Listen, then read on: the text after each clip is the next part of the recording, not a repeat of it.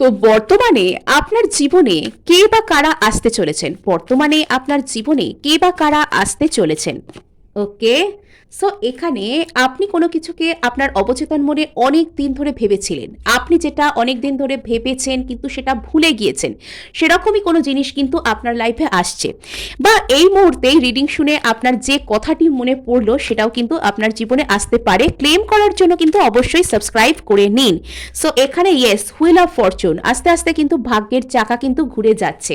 যে জিনিসটার জন্য আপনি এতদিন অনেক কষ্ট করেছেন, একটা সময় অনেক ভেবে সেই জিনিসটাকে আপনি ভুলেই গেছেন, সেটাও আপনার দিকে আসতে পারে। সেটা আপনার কাছে আসবার কিন্তু এখানে রাস্তা খুঁজছে কোনো একজন ব্যক্তি।